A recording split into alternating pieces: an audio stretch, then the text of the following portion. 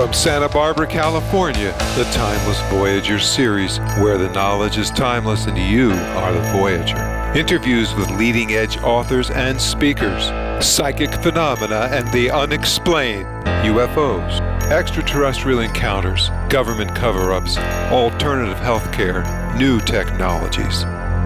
Fasten your cosmic seatbelts and join me, your host, Bruce Stephen Holmes, the Timeless Voyager.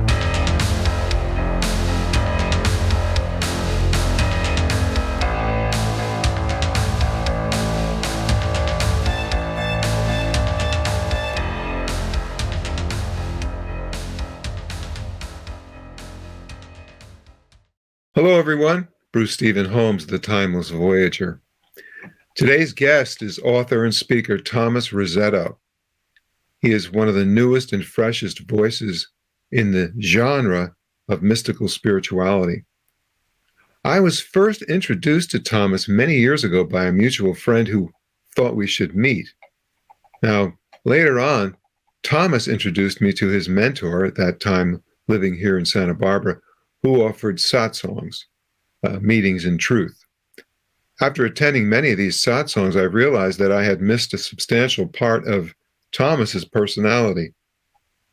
You see, I had known him as a tech geek with a degree in electrical engineering and computer science, software design, and more. But he had stepped away from that lifestyle, and he was now speaking and writing articles about enlightenment. What makes these articles different is that Thomas digs deeply into the core of the knowledge to reveal both the essential wisdom and the heartfelt compassion that all true sages embody when they are genuinely engaged in the world. Book, Living the Paradox of Enlightenment, available on Amazon.com, has been described as one of the most beautiful and easy to understand books about enlightenment, personal peace, and conscious creation. He's been featured twice on Coast to Coast AM and on the prestigious lecture series, Mind and Supermind, presented by Santa Barbara City College. Even Graham Hancock, a well-known British writer, Fingerprints of the Gods, selected him as Author of the Month twice. Thomas has been a guest on Rick Archer's podcast, Buddha at the Gas Pump. What a great bio. So, without any further ado, welcome to the show, Thomas. Thank you so much, Bruce, for having me. I'm really delighted to be here. You know what? Let's start with this question I've had since I looked over the book and some of the articles. And I'm going to look over here for a second. Why, or I'm going to say why. Let me start this way. Living the Paradox of Enlightenment. What do you mean by that? There are many, many paradoxes in my book, but the key paradox that title is pointing at is that someone, and I'm not fully enlightened, I want to be clear about that right up front, but someone who isn't enlightened will think of themselves as this person, this sentient being, this mortal being, this physical being. That is their fundamental idea in their understanding. But when you actually open up to the full truth of it, you realize that your fundamental identity is different. You go through an identity shift, and you realize that you are what is looking through your eyes, which is a formless reality. This formless reality, and I like to use that word reality, arises as all of creation, including your body. So when you shift into this understanding that your fundamental nature is this unchanging source awareness, then you realize that you do not become enlightened, but the person becomes enlightened. And so in that way, it's a paradox, because now this reality is going to live through this person, but it isn't really what became enlightened. So there's that paradox. You know, it's interesting that you said it that way, because there's an adage that says the seeker cannot become enlightened. The first time I heard that many, many years ago, I thought, what? After all this work? Yes, exactly. and then as it went on, I began to realize, of course, the seeker basically is the ego, And the ego can't be Yeah, go on. enlightened. It can never. It can't be enlightened. What it can be is the ego. And let's talk about that point, because when I use the word you or how are you doing or whatever, there's a functional interpretation of what that is. This is the person Bruce that I'm asking, how are you? How is the person Bruce? It's not really saying, how is your eternal essence, Bruce? The unchanging, formless reality. I don't need to ask that question. I'm asking about the person. And so in this sense, who you truly are will never become enlightened, because who you truly are is what enlightens all beings. That's really something to think about. Right. Well, it's and just to continue with that. So it's the I'm not, I don't want to interrupt you too many times, but hey, Oh, go ahead. I like to talk for the listeners and the people that are watching the show, because they don't have a way to get in there and ask questions. So I try to pretend that I'm hearing it through their ears and their eyes, seeing it through Exactly.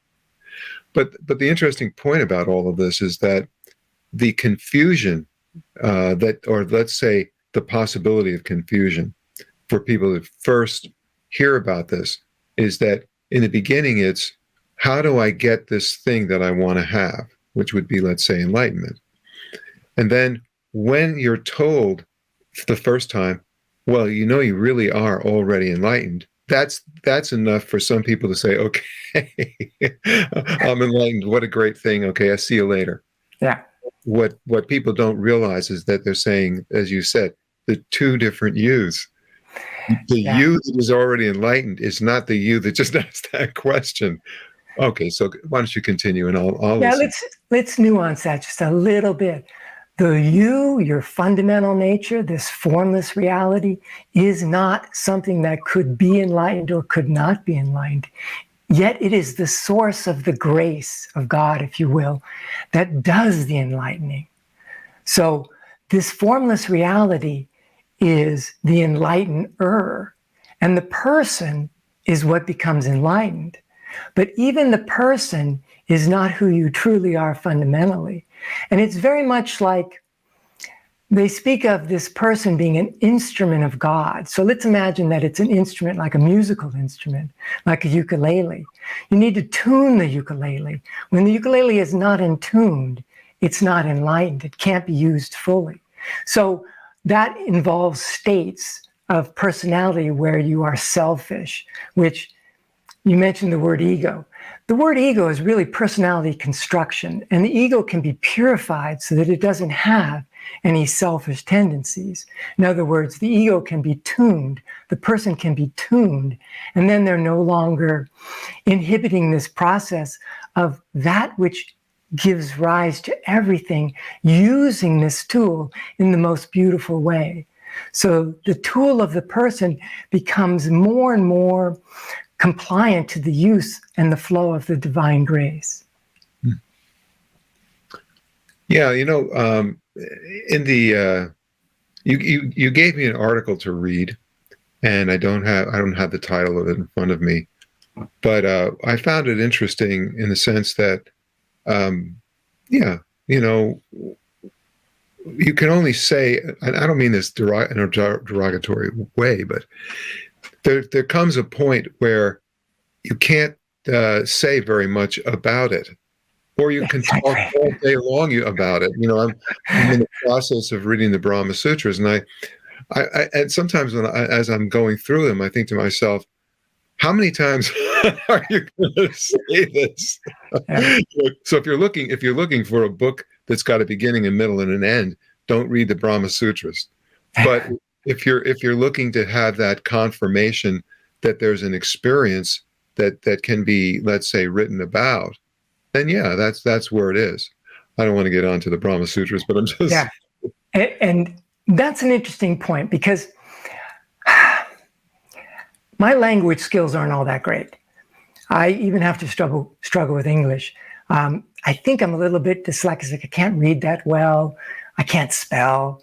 So when I was young and I got, Buddhism, maybe Buddhism is an interesting thing, I just couldn't deal with these words, those Sanskrit words, the Pali words. So I had to put that aside until I walked into Timothy Conway's satsangs. And whenever he would use one of those words, he would immediately give us an English definition. And I could remember that, but I couldn't remember the word. And so my point is a little bit broad in that I don't think you really need to read a lot of books. Timothy is very much a scholar. He has a scholarly mind, extremely intelligent, extremely skillful at words. And so he's got a library, a personal library of over 4,000 books. I said, Timothy, did you really read all these books? He said, I at least glanced at them, and I read a lot of them. So he has an encyclopedic knowledge of whatever perspective you might want to bring up, Hindu, Buddhist, Taoist, whatever. Me, I don't know. But every time I went to those weekly satsangs, I just listened and listened. And I said, that's interesting. I don't think I really understand it, but it sounds like it has a really deep truth to it. And I'm going to come back next week and listen some more. And so what I finally distilled out of all of that is the book or the articles. There are many articles on the website. They're all free. And if you like the essays, you will like the book. And the book doesn't hold back the key, like, oh, they got to buy the book before they get the key. No, the keys are in the free essays. And if you want a little bit more expounded around it, then go to the book. So I don't think if you're like me, and it's like, man, I cannot read, I'm not trying to get a PhD in enlightenment. I just tell me what the gist of it is. I think I have something to offer. Now, it's not everything, because if you really do want to dig into Buddhism or Hinduism or all the others, do that and then check it against the framework of what I'm putting. And I like to use a tag phrase, spiritual awakening in simple, clear English. So that's what works for me. And you will find some marked differences between what is commonly found in Buddhism and what is commonly found in Hinduism in my work. Even though Timothy put these on the table and I went, when I heard them, I went, well, that's really interesting. That feels really good to me. I didn't realize that there was another interpretation. I'll give you an example right now. In Buddhism, they often talk about how there is no self. Well, if I would have walked into Timothy's satsang and he kept talking about how there is no self, I don't think I would have come back. But what Timothy said was, the word anatta is being translated as no self, when it really should be translated as, this is not your fundamental self, while pointing at, in the context of what was being said, your body and the components of your personal experience. And Buddha is going through these 5 skandhas, these 5 components, and saying, this is not who you truly are in a fundamental way. And then he goes to the next one. This is not who you truly are in a fundamental way. And he goes through them all. And in that, there's the understanding of, or at least the questioning, what am I fundamentally? And in this, that is called the process of disassociation. I am not my body. I am not my soul. What am I? I am this formless reality that has 2 capacities, the capacity to perceive and the capacity to create what you perceive. And that's quite profound, and that's like a dream, right? You construct a dream and you witness a dream.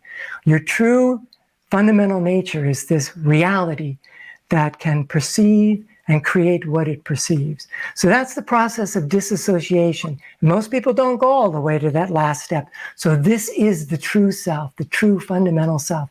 And then there's the process, that's the process of disassociation. There's a process of reassociation, re-identification, where you realize, this is arising as the mountains. This is arising as the entire cosmos. I am all of that, but not in a fundamental way. You are the streams, you are the mountains, you are the ocean, but that is not who you are fundamentally. Fundamentally, you are that which arises as that. You are the formless that is arising as all form. So that's what I call your fundamental identity, your non-fundamental identity, and then your functional identity is this person that we refer to as Tom or Bruce. And this functional identity is actually a merger of the one true self functioning through it. It's not stripped away from it. It cannot be stripped away from it. And it's very much like this metaphor that I talk about a number of times in my book about the actor and the character. Maybe you want to pick up on some of that. Before we do that, since you've mentioned Timothy Conway a few times, why don't you tell people a little bit about him and how you met him and what this is about? Because he's probably a name that many people are not familiar with. Yes. And there's a little bit of a sigh in my voice about this, because one of the reasons why he's not well known is because, one, he never chose to put himself out there like a business to market spirituality and enlightenment. And one of the main reasons for that is he chose to be home with his beautiful wife, Laura, who was having health issues and needed him there. And he stayed there. And that was for decades. And the sigh is because Laura just recently passed away. And so I had no idea. I wouldn't have triggered that if I had known, but it's okay. I mean, sure. Sadness is a natural thing. Of course. And it's not meant to be conquered. If I was more enlightened, I would be happy all the time. No, it's about a natural flow and an acceptance of all emotions. Well, and let me just interrupt for a second. So the thing about that concept that you just brought up, because that you can say it like in a few words that pass right through, or we could talk about it a little bit. But the point I think could be made here is that one of the misconceptions that I come across on a regular basis is, I'm not going to enumerate them, but I'll just say it this way. One, people expect a person who is quote unquote enlightened to be perfect. they want the human being to be perfect. So if the human being gets sick, they'll say, "How come you're sick? I thought you were enlightened." Yeah. Or if you have an emotion, you express an emotion like you just did, or another emotion like anger. They'll say, "Wait a minute. I thought that if you're enlightened, how can you have anger?" What people don't understand is we are not necessarily, and I'll leave a little opening there, reconstructing the human physiology through enlightenment. But that's not necessarily true. But on one level it is. And that is, there are many, many levels to enlightenment, which you basically kind of said in the beginning of this interview without saying it. So the thing about it is that people need to understand that a person who's enlightened is not a puppet of a higher self, but rather and you can correct me if I say this wrong, but rather the representation of the higher self, looking through, let's say, the lower self, lowercase self. That's the one everybody has trouble with. Capital S self, small s self. That's the way we do it in the English language. So you're looking through the physiology. So let's see if I can say it, and I'm going to stop in a moment because I get tongue-tied. What I think you have is the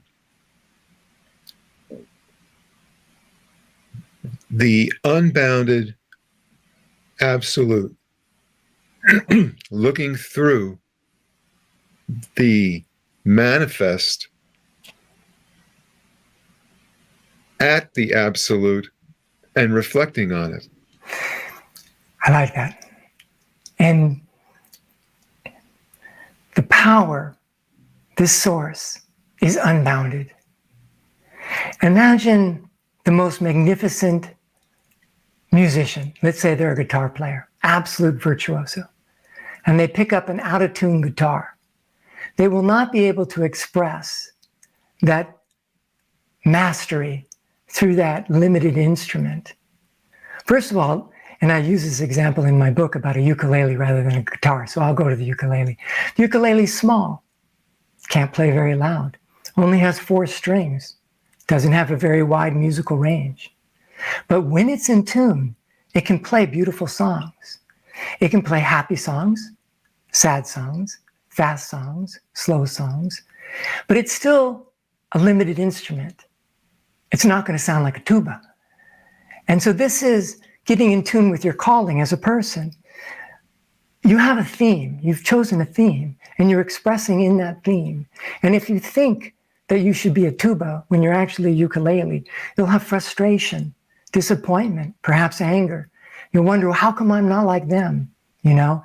And so that's a very important point, that this unlimited, unbounded reality is expressing itself through form, which is always limited. The adventure on earth plane is an adventure in limitation. A lot of people don't want to hear that, because who you are is this unbounded, formless reality, free, unbounded.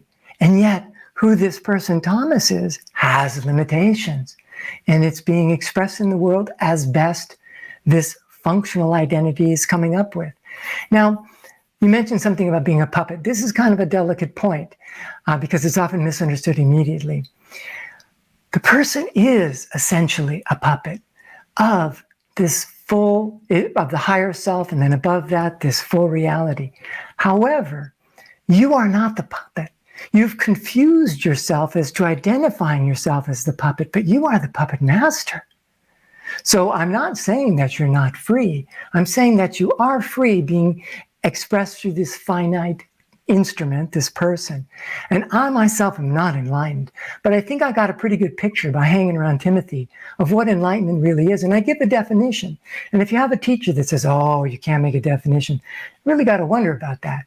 The definition has 2 points. One, you are completely awake to who you truly are as this formless reality, the one self of all selves that arises as all these apparent selves. Fully awake, that's number one. Number two, completely free of all selfish and self-centered desires. This is often called, in Buddhism, they put it something like binding likes and dislikes.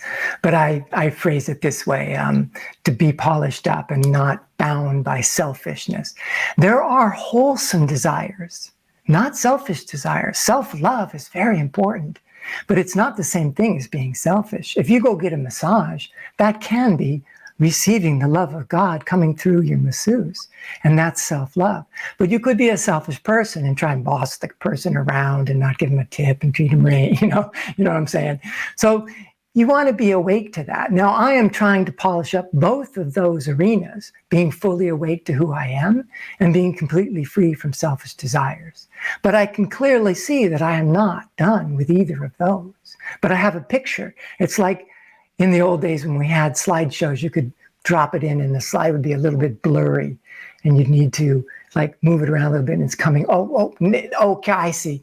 I could tell it was a tree, but now I can tell it's an oak tree or whatever. Things come a little more into focus.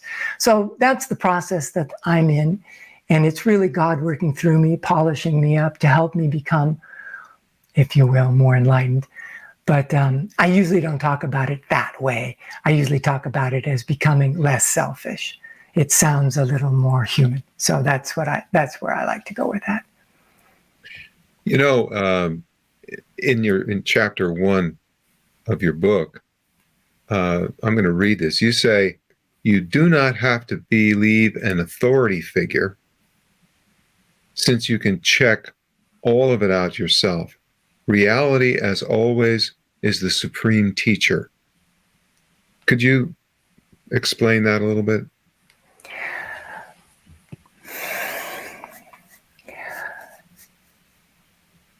What passes in our world as an authority figure is often not. They're confused or they're misguided or they could even have sinister intentions.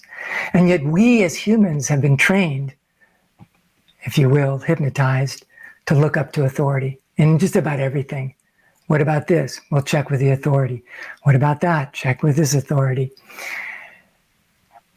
And so this can lead to confusion because people are saying, well, should I believe this teacher who says, like my teacher, my mentor, Timothy Conway, that this anatta concept, there is no self, that Buddhism focuses on, is slightly misinterpreted, slightly mistranslated, and it should be this person is not fundamentally who you are, not self, rather than no self. Now you're in a tug of war. Do I believe this or do I believe that? So you're going to have to look inside in yourself. Now you'll have a resonance to which teacher is more appropriate to you at that time. And so as you fold into your teacher and work with what they might give you, meditations, for example, you'll become more intuitively wise, which when your cognitive processes are matching with your intuitive processes, you have harmony and they work together. A lot of people think that there's a conflict, either a conflict between your mind and your heart, or your intuition and your mind, or something like this. These are just different tools. They can work in harmony. If you believe that these tools will come forth in your personality in harmony for your benefit, you will have a much more responsive flow into this wisdom. The wisdom will grow quicker. But if you think there needs to be some kind of internal battle, that one has to win over the other, you'll probably not grow as quickly. And so this is something that you can show yourself. And when I talk about conscious creation, this is also something that you can demonstrate to yourself. And you don't need to demonstrate it from this point forward. You can even look how this worked in the past. And so I invite everybody to look at what's being offered and say how it resonates with them. When I was really young, I would hear something that someone said and I wouldn't like it and I would throw them away. The whole thing, gone, and then I realized that's really stupid. Why be like that? Why not listen to this? Oh, I like that. Oh, I don't like that. Maybe I don't understand it completely. I remember when I first started going to Timothy's, an elderly woman there, she was in her 80s and pretty knowledgeable about this kind of spirituality, said, there is no doer. And I'm like, wow, there is no doer.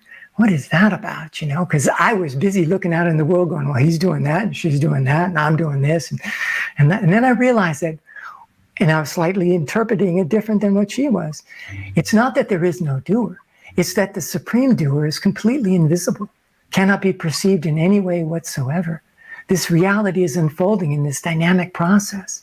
And you cannot see a thing or a person or a being and go, there is the supreme being. There is the supreme doer. It is this reality that cannot be pointed to, that has no form. This is the doer. So these things, just check them out for yourself. You talk a lot about non-dual wisdom. Yes. Non-duality. Excuse me, but I don't usually use that label because it's been so misunderstood. But continue. Well, you talk about, okay, so but you talk about it. Maybe not. I do talk about it. Yes, I have. I think it's chapter 2.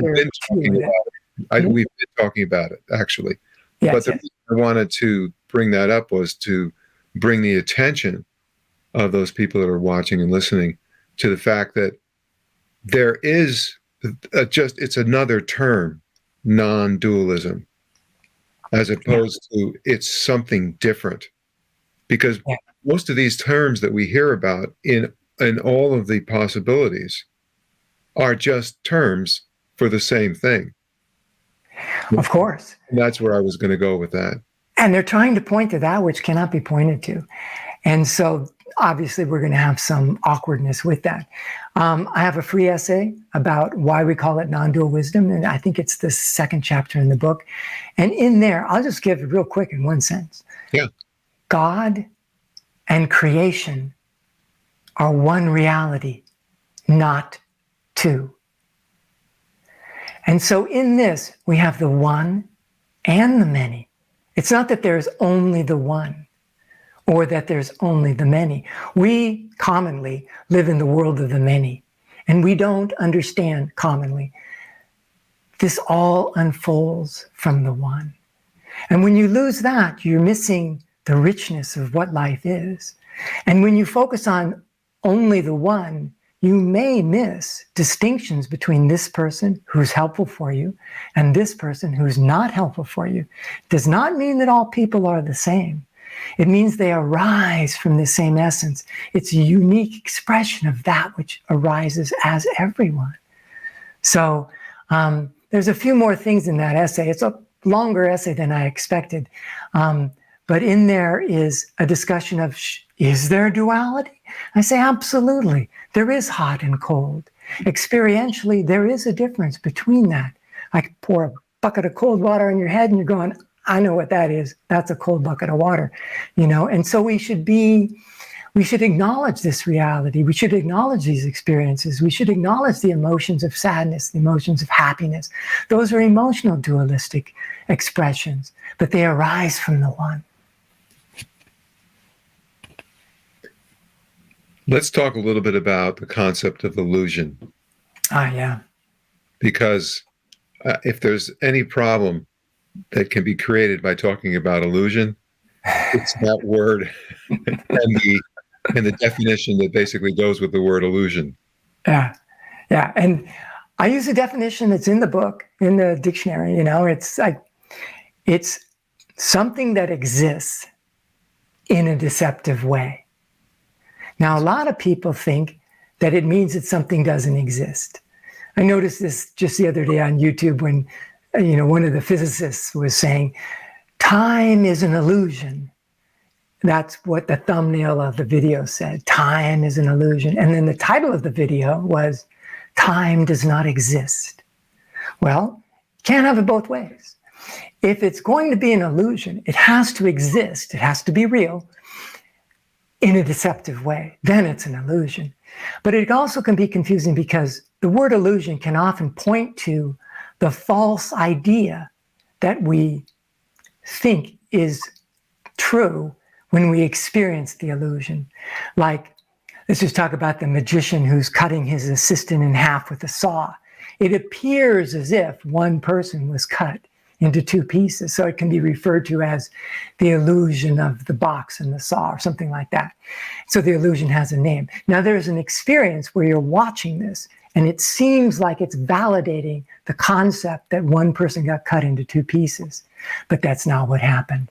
So when you understand the true reality of it, your experience will still seem to indicate that one person got cut into two pieces. But now we know that there's a false idea that you can let go of. But you don't let go of the experience. The experience is still there. Same with the mirage that you see on the horizon. Oh, look, there's a city coming up.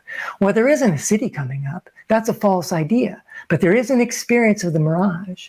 When you go out in the middle of the day and you see the sun traveling across the sky. Oh, look, the sun is moving across the sky. Well, actually, the primary action that's making that experience happen is that the earth is spinning on its axis. When you understand the true reality, you let go of the false idea. But when you walk out in the middle of the day, it sure seems like the sun is moving across the sky. And the illusion of this being you, this person being you fundamentally, is just like that. It arises and it seems to continually reinforce this is who you are fundamentally. But this is not who you are fundamentally. This is your functional identity. Your true identity is formless reality, source awareness, arising as all form. You know, it's interesting because the analogy that I always love is the wave as it separates itself from the ocean is now a wave. So now we have the ocean and the wave. And then when it goes back in, all of a sudden the wave, does it disappear? No, it was always the ocean in the first place. It's just that for a moment, the illusion was that it was a wave and it went back in. And that's a very subtle point, that a wave is not a thing. It's also like saying, if you have a flat backyard, this is flat dirt, and I go out there and dig a hole, 1 foot across, 1 foot deep, half, it's not a full circle, but anyway. And I say, hey, Bruce, go put this object out in that hole in the backyard. You know right what to do. Oh, there's the hole, but it's not really a thing. The word hole is being treated like a noun, but it's not really a thing. It's a description of the environment around it. I could say, well, how much does that hole weigh? Well, it doesn't weigh anything. Well, how big is it? Well, it's 1 foot by 1, but it doesn't weigh anything, right? That gives you a hint that you're actually not talking about a thing. I can't say, go out there and get that hole and bring it in and put it on the table. Right, exactly. Look at it. So the word wave and the word hole are like that, and it can easily lead to misunderstandings. And that's what I was getting at, is people will talk about the world being an illusion. In Hinduism, you read this, the world is an illusion or the world is unreal. Well, what they're saying It's better to say that the world is an illusion, even though most people will hear that as not real, does not exist. But when you say, oh, what they're saying is it's something that exists in a deceptive way, now you have a richness that you can dive into and explore. I like that. I would just want to say, I like that definition of the deceptive way, because it adds, it's almost like you see a word and it's a word, but you Exactly. underline that word and all of a sudden the word means more. Nothing happened. It was just underlined, but that's just like underlining it. I like that. Yeah. And so a lot of the, we'll just call them points of contention, and why I don't identify as a non-dual teacher. When you go into the internet and look around at non-dual teachers, you find a large bulk of that is going to be people saying that you don't exist, nothing exists, nothing matters, and so there's this deconstruction, and this is not me. This is not what I teach. And so if I say that I'm a non-dual teacher and someone says, oh, have you heard this new non-dual teacher or whatever, they'll say, oh, he must be like all the others. I'm not like them at all. So therefore, I don't use that phrase. I did for a while. I thought I would, when I first started to go out on the internet and put my stuff out. Then I started looking around and going, these guys aren't talking the same way Timothy's talking. What's going on here? I was so naive because I just went to Timothy every week in person, over and over and over again. I did the same thing. And by the way, I did make some audio recordings and posted them up on the internet. I've got like 75 hours. So if people are interested in this, it's available on the website. You have to look at My Mentor, and in there will be links. It doesn't get used very much, and they were up on Google Drive, so I think Google's put them under frozen storage. So some of them might not play right away or whatever, but anyway, you get the point. Let's talk a little bit about perspective. Perspective is so important, and you even talk about core beliefs. Yes. Perspective. I use a very simple example. There is often another example that's used about the elephant and the trunk and the side and the legs and all that. I use something even simpler, although there's nothing wrong with that. I use the example of a soup can that's round if you look down on the top, perfectly round. And if you're from the side, it looks perfectly square. And so if you have two people that are looking at this, one from above and one from the side, and they're talking to each other, but they don't understand three-dimensional reality. They just think two-dimensionally. And one says to the other, hey, do you see that circle? Do you see that soup can? Do you see that thing? Yeah, I see it. It's perfect square. Perfect square? How could it be? Isn't it a perfect circle? But I know that you have excellent perception and you're not trying to trick me and all that kind of stuff. So then I have to start looking for, well, how could his experience be valid, true? And how can my experience be valid, true? And yet both of us are missing something. And so somebody comes on the scene and says, well, it's three-dimensional, blah, blah, blah. And we go, oh, that's how one thing can be like two conflicting things when in fact it is one thing. And my experience will not instantly change. My experience will change when I change my viewpoint and I stand next to you and I look at the soup can and I see the perfect square. Ah, I see what you're talking about. Yes, I will validate your experience. It's my experience. But it's more than that, because like you mentioned, our core beliefs construct our viewpoint into the world. And that's a very deep subject. And I touch on it early in the book, and then I bring it up much later in the chapter on conscious creation about the core beliefs. Do you want to pick something up on that? Well, my thought was, and that's a good point. Why don't we talk a little bit about consciousness, but let's start with personal consciousness. Excellent. I use the word awareness. You've noticed that. And a lot of people, mainstream science, a lot of spiritual people in scientific labs, looking at consciousness. To them, consciousness includes the power of perception. Not for me. I separate these. Awareness, the one awareness, is it's not a thing, it's the only reality that can perceive. It's the only reality that has the power of perception.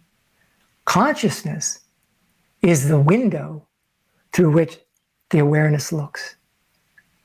So a window cannot see anything. A window is not conscious, but a window presents objects to whoever is looking through the window. That scope of objects is unique to that perspective. And so the consciousness, the personal consciousness, Timothy, myself, we use the phrase personal consciousness and we equate it to your soul. And in the ancient texts, it's often referred to as jiva. I don't use many Sanskrit words, but I know that one. And so those are the same: soul, jiva, personal consciousness. These permeate the physical body in normal states of consciousness, normal awakening. And in this, that window of the soul is lining up to the window of the body's 5 physical senses. So as those windows are lined up, the one awareness can look through it and experience, perceive, any of the objects in the scope of Thomas's window perspective. And so I have a desk and a wall and a door and a chair and all that kind of stuff and sounds, and on it goes.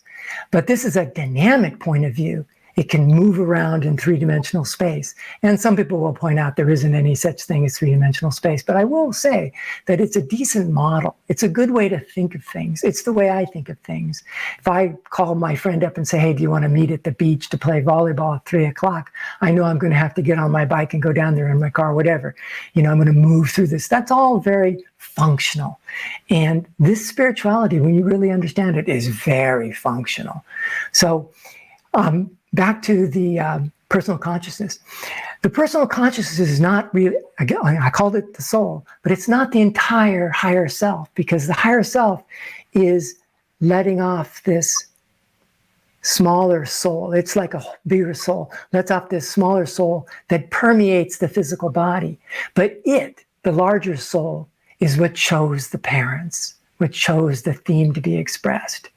And above that is even more, because humans are part of mammals, and the consciousness, I'm using that word specifically, consciousness, the consciousness of mammals, part of the consciousness of animals, and the consciousness of all life, and and it all goes up to Shiva and Shakti, pure awareness, absolute consciousness, or the fundamental consciousness. I forget how Timothy put it, but the one awareness and this consciousness, this seed vibration that comes forth as all expressions in the world.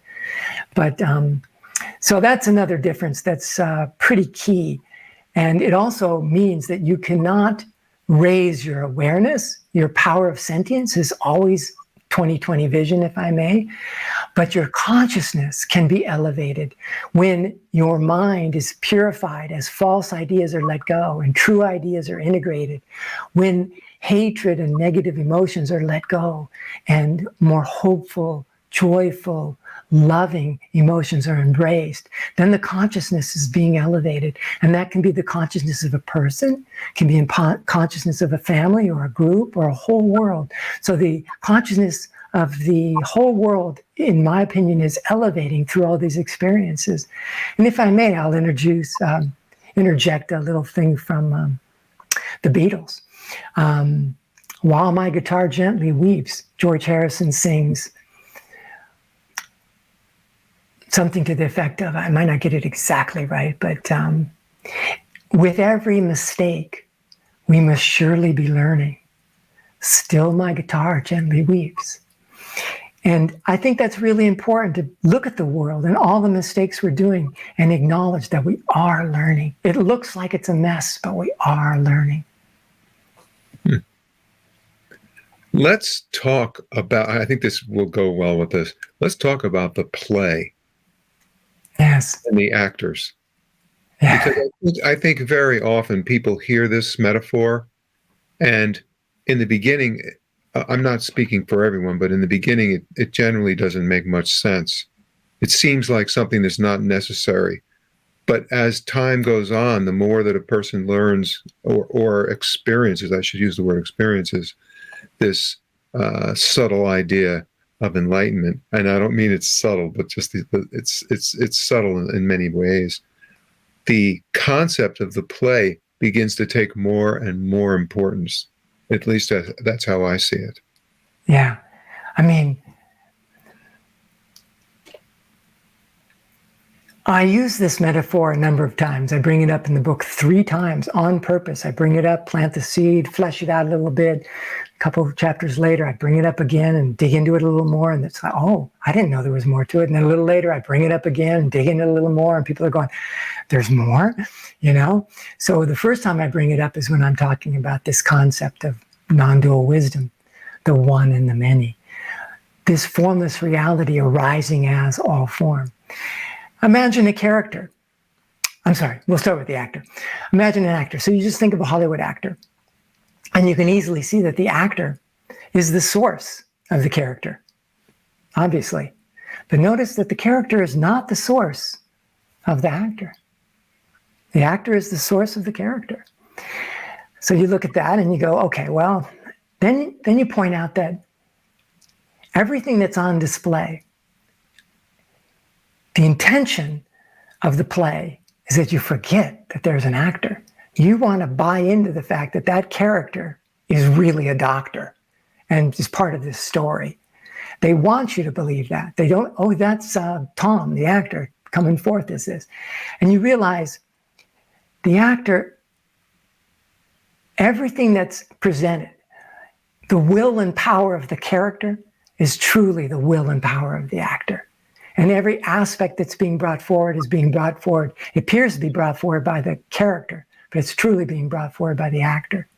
So in this way, we see that the actor and the character are one, but the actor can actually drop the role of the character at any time because the actor is not dependent upon the role, but the role is dependent upon the actor.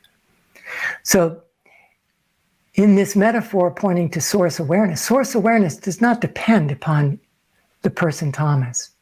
It can drop the person Thomas at any time. The actor comes forward as all of it, but is not fundamentally the person. And so that's the first time I bring it up, to allow you to think that the actor is coming forward as the person. We make a distinction between the transcendent source, the actor, and the dependent construction, the character. It's really important to make that distinction. And yet, the actor is the character. Because just interrupt a second. One of the biggest problems that actors have in the business is that the perception is that they are a character. For example, I don't know. I mean, I'll just, it doesn't have to be made as an example, but just a possibility. You can take a spectacular, very successful actor who has had a majority of their life spent in a particular role. And then we, as the perceivers of them, think that the character is the actor. And you pointed right out. I mean, you said it, wait a minute. The actor is the source of the character.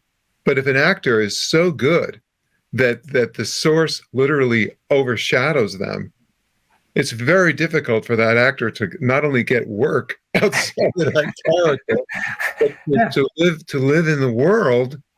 We saw this with Marilyn Monroe, for example, exactly. where no one could get straight that what they were seeing was not the actor; it was a character. I just thought I'd throw it in for a second. Rita Hayworth would say that men fell in love with Gilda and woke up with Rita. And the Barbara Feldon and the Get Smart, she was 99, and that was it. Spy Girl, couldn't get any more work. But I was just going to say that the actor and the character are one, because when you are standing in front of the character and you look into the eyes of the actor, you are looking, well, you're standing in front of the character, so you think you're looking into the eyes of the character, but you're looking directly into the eyes of the actor. You do not need to dig into a deeper and deeper layer of the character And then, oh, here's the actor. The actor is there at every level. And what I mean by this is that this divine reality, this source awareness, is coming forward without cutting off any of the divine nature. The person is fully divine. It's a limited form. It has limitations, but it's fully divine. It's a very important point. So before we're out of time, and I want to give you some time to maybe talk about something that you feel is really important to kind of wrap this interview up. It's been great, but let me give you a moment. I like these dynamic two-way conversations because they're very important. And the art of conversation is not something many people have. But I like the skillful use of interruptions. I don't usually call them interruptions, but if somebody needs to say, that wasn't clear to me, could you go over it again? That's a good point. I hadn't thought about it like that. You know, things like that can be very helpful. So this dynamic two-way exchange can be very fruitful in unfolding this wisdom within you. And maybe some people will pick up on some of that. It's not dynamic, but in those audio files that I put up with the Timothy Conway satsangs, you'll see that going on. And and they can get in touch with me. I can't really deal with much on email, but I hope to have some online work, kind of like an office hour where people can show up and ask questions and there can be some dynamic two-way conversation. So that should be really helpful. Also, we really didn't touch much on the conscious creation, which is the third edition of my book has just been released about a month or two ago. And in there was where most of the work went on that long chapter on conscious creation. And in there, the principal idea that is often pushed, and it's very popular, and I'm going to just nuance it a little bit. No, go ahead. We'll work this out later, but go ahead and go through what you want to. Make it happen. One of the main concepts in conscious creation that you hear about is that you can be, do, and have whatever you want. And from the perspective of your soul, I would agree. You can incarnate this way, that way, on this theme, on that theme. But once you've chosen a theme and if you incarnated in this body at this time, you are like playing the ukulele instead of the tuba. So I don't push the idea that you can be, do, and have whatever you want in this lifetime. So when people hear that, some people would just throw my work away because they know that they're an unlimited being. And from the wider perspective, you are. But in the perspective of where the rubber is meeting the road now in this life, you shouldn't be thinking about, well, you know, I'm going to become whatever it is, some grandiose idea. Maybe that does happen. So that's one of the big forks in the road why people haven't really got any traction on this. I looked into this from the Seth work, which came out earlier than when I started to read it, but I started to read it in about 1980. And I started to realize that what they were saying is that everything is a function of your core beliefs. From your core beliefs will come your emotions. They have to be compatible. So from the core beliefs and the emotions, then come your chosen actions. Those are compatible too. All of them can be positive, but if the core beliefs are negative, you're going to have negative emotions. And from the negative emotions, you're going to have negative actions. And then you'll have a negative experience. But your core beliefs, your emotions, and your actions are up to you because you can choose your core beliefs. You can choose more positive core beliefs. I often talk to people that tell me that the world is a miserable place and da-da-da. And I'm saying, this is your experience and your circumstances and your emotions are certainly validating this, but it's your core beliefs that are creating this experience. This is very important. And so in this, I talk about how you can open up to positive experiences. We don't know where this will go, but it can go to a positive experience. It's not hard to switch from a negative experience to a positive experience. And in that chapter about conscious creation, I go into this. So maybe people will enjoy that. All right. It's been a really great interview. I'm so happy you were able to make this today. Tom, and I know him as Tom. That's half the problem. That's good. I like Tom. Real quick story. Someone told me when I used my name Tom in satsang very early on, they said, you should use Thomas. And I bought into it. But it was good for me to change my name on the books and the website to Thomas, because when you go to the copyright office and all that, they want your name. And what's on the cover of the book? Thomas. But I am Thomas to my friends, and anybody that deals with me, I'm going to treat them as a friend. So Tom is good, or Thomas, if you will. All right. Thank you so much for being on the show. I look forward to having you again as a guest if you would. Oh, yeah. We got more to talk about. All right. For the rest of you, I just like to say this. I want to thank you for listening to the Timeless Voyager series. You know, I really appreciate your watching and listening to the series on both video and audio players. It's very important. Now, one thing that you can do for me as the founder and creator of Timeless Voyager is to hit that like button. Also, please subscribe. You know, it really helps to keep me on the air so that I can keep producing content like the program you just watched on a regular basis. Subscribing and liking are free, and this is so important. There's no obligation. But it's a very small action on your part, which is greatly appreciated by me. My name is Bruce Stephen Holmes, and I hope that your own personal voyage through life towards the development of your highest potential is a joyous